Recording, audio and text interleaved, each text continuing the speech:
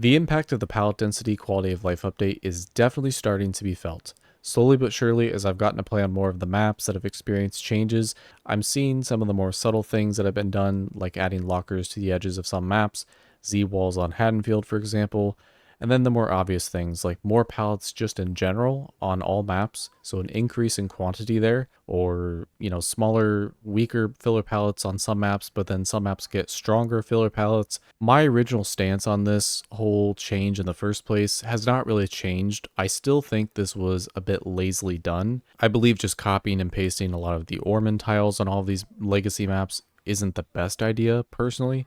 But after playing on some of these maps a little bit and getting to experience the new tiles, quote unquote, I will say I'm getting used to them now and they don't feel necessarily as bad as I thought they would. I think a lot of the original Ormond tiles from the first map are the worst ones, to be honest, because some of them just make no sense. You can get lost in them pretty easily. But the newer Ormond tiles from like the Lake Mine map, those aren't that bad, I don't think. So I don't really feel necessarily as negative about those. But with all of that being said, the increase in quantity of pallets, and in some cases weaker filler pallets, is exactly why I believe this is the best time to be using the stun and run strategy. And in this case, the stun and run build is what I'm basically terming it as. The stun and run strategy is basically when you have the opportunity to pallet stun the killer, you do that, and then you use any distance you gain from that to run to the next loop, or hold W and just get as far away as you can from the killer.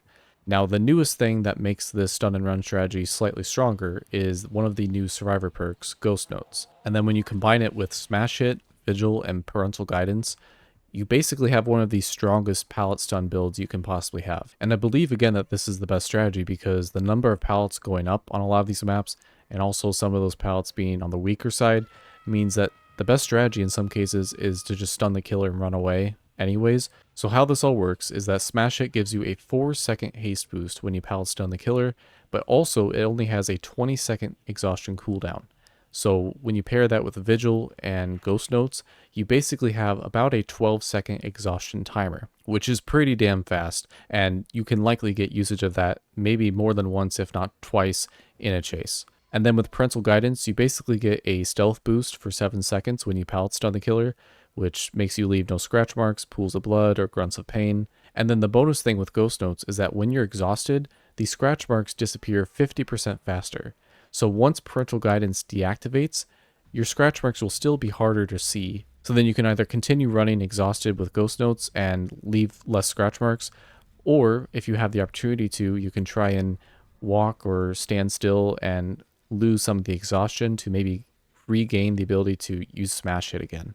And then you can just keep recycling that over and over and over. It can be a little bit difficult depending on the type of killer you go against, obviously. So basically this build gives you two options when dealing with pallets, and mainly the weaker filler pallets. So I'm able to either lose the killer if I want to try to do that, or I can just run to the next loop, and then who knows, maybe you lose the killer in the process anyways. So I honestly feel like this build is one of the best builds to be using right now. Sprint Burst, Ghost Notes, Vigil, and Lightweight has been a very frequent combo right now. But I really feel like with the rise in filler pallets, Smash Hit is a really nice perk to have right now. And especially because it has a lower exhaustion cooldown, and also the free benefit of if you stun a killer, you can get some more distance and pair that with another stealth perk like Parental Guidance.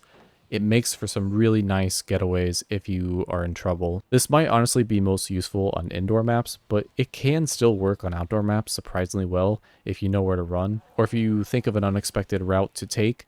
The killer can easily lose you quicker than you think. Also, it can help to have a flashlight to get more usage of everything here, but that's not necessarily required. It's just kind of a fun bonus thing.